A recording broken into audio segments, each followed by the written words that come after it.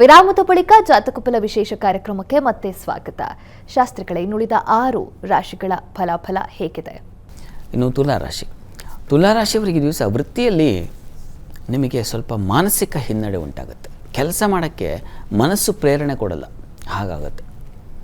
ಜೊತೆಗೆ ದಿವಸ ಪೂಜಾ ಕಾರ್ಯಗಳಿಗೆ ವಿಘ್ನ, ತೊಡಕು ಮತ್ತು ಶ್ರದ್ಧೆ, ಅಂದರೆ ಯಾವ ಕಾನ್ಸಂಟ್ರೇಷನ್ ಅಂತೀವಲ್ಲ ಅದೇ ಶ್ರದ್ಧೆ ಹಾಳಾಗ್ಬಿಡುತ್ತೆ, ಏಕಾಗ್ರತೆ ಇರೋದಿಲ್ಲ. ಆದರೆ ಸಂಗಾತಿ, ಪ್ರೀತಿ, ಪ್ರೇಮ ಇಂಥ ವಿಚಾರಗಳಲ್ಲಿ ಮನಸ್ಸಿಗೆ ಸಮಾಧಾನ, ಅವರ ಒಂದು ಮಾರ್ಗದರ್ಶನ, ಅವರ ಒಂದು ಸಲಹೆ, ಇದು ನಿಮಗೆ ತುಂಬ ಸಹಾಯವಾಗುತ್ತೆ. ಒಂದು ಧೈರ್ಯವನ್ನು ತಂದುಕೊಡುತ್ತೆ. ಧೈರ್ಯದ ಅಧಿಪತಿನೇ ಗುರು, ಅವನ ದೃಷ್ಟಿ ಇದೆಯಲ್ಲ, ಇದು ಒಳ್ಳೆಯದು. ಈ ದಿವಸ ನೀವು ಕೂಡ ದುರ್ಗಾ ಪ್ರಾರ್ಥನೆ, ದುರ್ಗಾ ಸ್ತುತಿಯನ್ನು ಕೇಳಿಸ್ಕೊಳ್ಳೋದು, ಇದೆಲ್ಲ ಮಾಡಿದ್ರೆ. ವೃಶ್ಚಿಕ ರಾಶಿಯವರಿಗೆ ದಿವಸ ನೋಡಿ, ಚಂದ್ರ ಪಂಚಮದಲ್ಲಿದ್ದಾನೆ. ಬೌದ್ಧಿಕವಾಗಿ ಕುಸಿತ, ಆಲೋಚನಾ ಶಕ್ತಿ ಕಳ್ಕೊಳ್ತೀರ. ಅದರಲ್ಲೂ ಹೆಣ್ಮಕ್ಳು ತರಾಬರಿ ಯೋಚನೆ ಮಾಡಿಬಿಡ್ತಾರೆ. ತಕ್ಷಣ ಅದನ್ನು ನಾನು ಹಾಗೆ ಮಾಡಬಾಗಿರೋ, ಆಮೇಲೆ ಪಶ್ಚಾತ್ತಾಪ ಪಡೋದು, ಈ ಥರದ್ದು ಒಂದು ಸಂದರ್ಭ ಎದುರಾಗುತ್ತೆ. ಬಹಳ ಬೇಗ ಡಿಸಿಷನ್ಸ್ ತೊಗೋಬೇಡಿ, ಅದು ನಿಮಗೆ ಗೊಂದಲತೆ ಉಂಟಾಗುತ್ತೆ, ಅದರಿಂದ ತೊಂದರೆ ಆಗುತ್ತೆ. ಇನ್ನು ಜೊತೆಗೆ ಈ ದಿವಸ ದುಃಖ, ವ್ಯಥೆ, ಈ ಥರದ ವಾತಾವರಣ ಇದೆ. ಸ್ವಲ್ಪ ಈ ದಿವಸ ಮಂಕಾಗಿರುತ್ತೆ ನಿಮಗೆ. ಆದರೆ ನಿಮಗೆ ಧೈರ್ಯ ಇಲ್ಲ ಅಂತಲ್ಲ, ಕುಜ ಚೆನ್ನಾಗಿರೋದ್ರಿಂದ ನಿಮಗೆ ಎಷ್ಟೇ ನೋವಿದ್ರು, ಎಷ್ಟೇ ತೊಡಕಿದ್ರು ಬಹಳ ಬೇಗ ಚೇತರಿಸ್ಕೊಳ್ತೀರ. ಸುಬ್ರಹ್ಮಣ್ಯನ ಪ್ರಾರ್ಥನೆ ಮಾಡಿಕೊಂಡ್ರೆ ಇನ್ನೂ ಹೆಚ್ಚಿನ ಬಲ ಬರುತ್ತೆ. ಇನ್ನು ಧನುರಾಶಿಯವರಿಗೆ ವೃತ್ತಿಯಲ್ಲಿ ಬಲಹೀನತೆ, ಕೆಲಸ ಮಾಡಲಿಕ್ಕಾಗಲ್ಲ. ಏನು ಹೇಳ್ತಾ ಇದ್ದಾರೆ, ಏನು ಕೆಲಸ ಮಾಡಬೇಕು ತೋಚೋದಿಲ್ಲ, ಹಾಗಾಗುತ್ತೆ. ಬಂಧುಗಳಲ್ಲಿ ವೈರತ್ವ, ಬಂಧುಗಳಲ್ಲಿ ಅಸಮಾಧಾನ, ಪ್ರಯಾಣದಲ್ಲಿ ತೊಂದರೆ, ಹೃದಯ ಭಾಗದಲ್ಲಿ ತೊಂದರೆ, ಈ ಥರದ್ದೆಲ್ಲ ಇದೆ. ಸಂಗಾತಿಯಲ್ಲಿ ಮನಸ್ತಾಪ, ವಿರೋಧ, ನಿಮಗೂ ಅಷ್ಟು ಬಲವಾಗಿಲ್ಲ ಈ ದಿವಸ. ಏನಪ್ಪ ಅಂದರೆ ನೀವು ಯೋಚನೆ ಮಾಡ್ತಿರಲ್ಲ, ಥಿಂಕಿಂಗ್ ಕೆಪಾಸಿಟಿ ಚೆನ್ನಾಗಿದೆ ನಿಮಗೆ. ಗುರು ಪಂಚಮದಲ್ಲಿರೋದು ಕಾರಣ. ಹೀಗಾಗಿ ಆಲೋಚನಾ ಶಕ್ತಿಯಿಂದಾಗಿ ಹೊರಗೆ ಬರ್ತೀರಾ. ಚೆನ್ನಾಗಿ ಯೋಚನೆ ಮಾಡಿ ನಿರ್ಣಯ ತೆಗೆದುಕೊಳ್ಳಿ. ಈ ದಿವಸ ಪ್ರಾರ್ಥನೆಗೆ ನೀವು ಕೂಡ ವಿಷ್ಣು ಸಹಸ್ರನಾಮ ಹೇಳ್ಕೊಳ್ಳಿ, ಒಳ್ಳೆಯದಾಗುತ್ತೆ.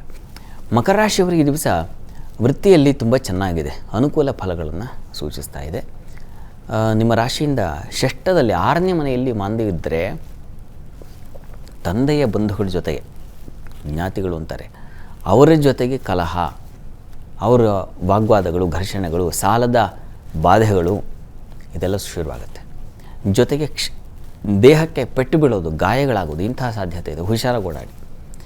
ಇನ್ನು 3ನೇ ಮನೆಯಲ್ಲಿ ಚಂದ್ರ ಇದ್ದಾನೆ, ಅದು ಗಂಟಲು ಬಾಧೆ, ನೀರಿಗೆ ಸಂಬಂಧಿಸಿರ್ತಕ್ಕಂಥ ಇನ್ಫೆಕ್ಷನ್ಸ್ಗಳು ಆಗ್ತಕ್ಕಂಥ ಸಾಧ್ಯತೆ ಸೂಚಿಸ್ತಾ ಇದೆ. ಹುಷಾರಾಗಿರಿ. ದುರ್ಗಾ ಕವಚವನ್ನು ಕೇಳಿಸ್ಕೊಳ್ಳಿ, ಹೇಳ್ಕೊಳ್ಳಿ, ಬಹಳ ಒಳ್ಳೆಯದು. ಇನ್ನು ಕುಂಭರಾಶಿಯವರಿಗೆ ಆಹಾರ ತೊಂದರೆ ಇದೆ, ವಿದ್ಯಾರ್ಥಿಗಳಿಗೂ ತೊಂದರೆ ಸೂಚಿಸ್ತಾ ಇದೆ. ಜೊತೆಗೆ ಸ್ತ್ರೀಯರಿಗೆ ಹಣಕಾಸಿನ ವ್ಯತ್ಯಾಸ ಮಾಡ್ಕೊಳ್ತೀರಾ, ಹಣಕಾಸಿನ ತೊಂದರೆಯನ್ನು ಸೂಚಿಸ್ತೀರಾ. ನಂಬಿಬಿಡ್ತೀರಾ, ಯಾರಿಗೋ ಕೊಟ್ಬಿಡ್ತೀರಾ, ಅದರಿಂದ ತೊಂದರೆ. ಕುಟುಂಬದಲ್ಲಿ ಅದರಿಂದ ನೀವು ಅಪವಾದಕ್ಕೊಳಗಾಗಬೇಕಾಗುತ್ತೆ, ಸ್ವಲ್ಪ ಹುಷಾರಾಗಿರಿ. ಇನ್ನು ಈ ದಿವಸ ಉದರ ಬಾಧೆ ಸೂಚಿಸ್ತಾ ಇದೆ, ಹೊಟ್ಟೆ ಅಪ್ಸೆಟ್ ಆಗಿಬಿಡೋ ಸಾಧ್ಯತೆ ಸೂಚಿಸ್ತಾ ಇದೆ. ಸ್ವಲ್ಪ ಅದೇ ಆಹಾರ ಹಾಳು ಮಾಡ್ಕೋಬೇಡಿ, ಅದು ಆ ಥರದ್ದೊಂದು ತೊಂದರೆ ಇದೆ. ಅದು ಬಲವಾಗಿ ಜಿಹ್ವಾಕರ್ಷಣೆ ಅಂತೀವಲ್ಲ, ಅದಿದೆ. ನಾಲಿಗೆ ಚಪಲ, ಬಯಸುತ್ತೆ ಅದು ತಿನ್ನಬೇಕು, ಇದು ತಿನ್ನಬೇಕು ಅಂತ. ಆ ಥರ ಆಗಿಬಿಟ್ಟು ಆರೋಗ್ಯ ಹಾಳು ಮಾಡ್ಕೊಳ್ಳೋ ಲಕ್ಷಣ ಜಾಸ್ತಿ ಇದೆ. ಅನ್ನಪೂರ್ಣೇಶ್ವರಿ ಪ್ರಾರ್ಥನೆ ಮಾಡಿ, ಅದು ತುಂಬ ಒಳ್ಳೆಯದು. ಇನ್ನು ಮೀನರಾಶಿಯವರಿಗೆ ಈ ದಿವಸ ವೃತ್ತಿಯಲ್ಲಿ ತುಂಬ ಚೆನ್ನಾಗಿದೆ, ಅನುಕೂಲ. ವಾಗ್ಬಲ, ಉಪನ್ಯಾಸಕರಿಗೆ ತುಂಬ ಚೆನ್ನಾಗಿದೆ. ಮಾತಿನ ಕೌಶಲ್ಯದಿಂದ ಕೆಲಸ ಸಾಧನೆ, ಬರವಣಿಗೆ ಚೆನ್ನಾಗಿದೆ, ಇತ್ಯಾದಿ ಎಲ್ಲ ಚೆನ್ನಾಗಿದೆ. ಆದರೆ ಆರೋಗ್ಯ ಚೆನ್ನಾಗಿಲ್ಲ, ಆರೋಗ್ಯದಲ್ಲಿ ವ್ಯತ್ಯಾಸ ಆಗುತ್ತೆ. ಶೀತ ಬಾಧೆ ಕಾಡುತ್ತೆ, ಕಣ್ಣಿನ ಬಾಧೆ ಕಾಡುತ್ತೆ, ಜೊತೆಗೆ ಚರ್ಮ ಸಂಬಂಧಿ ತೊಂದರೆಗಳನ್ನು ಸೂಚಿಸ್ತಾ ಇದೆ. ಇಷ್ಟಲ್ಲದೆ ಪ್ರಯಾಣದಲ್ಲಿ ತೊಂದರೆ, ಹೀಗೆಲ್ಲ ಇದೆ. ಸ್ವಲ್ಪ ಹುಷಾರಾಗಿರಬೇಕು ಈ ದಿವಸ. ಅಮ್ಮನವ್ರ ಪ್ರಾರ್ಥನೆ ಮಾಡ್ಕೊಳ್ಳಿ. ಅಮ್ಮನವರ ಪ್ರಾರ್ಥನೆಯಿಂದ ಎಲ್ಲ ಬಗೆಯ ಅನುಕೂಲ ಉಂಟಾಗುತ್ತೆ. ಅಮ್ಮನವ್ರ ಸನ್ನಿಧಾನಕ್ಕೆ ಹೋಗಿ ಒಂದು ಪಂಚಾಮೃತ ಸೇವೆ ಮಾಡಿಸಿ.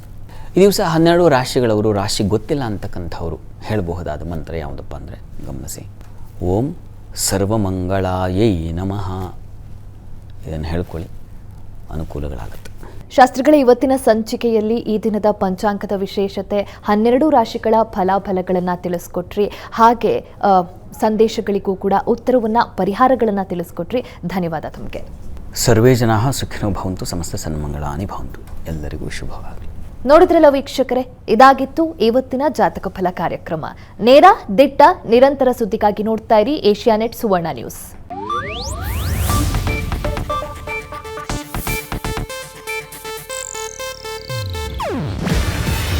ಇದು ಏಷ್ಯಾನೆಟ್ ನ್ಯೂಸ್ ನೆಟ್ವರ್ಕ್ ಪ್ರಸ್ತುತಿ.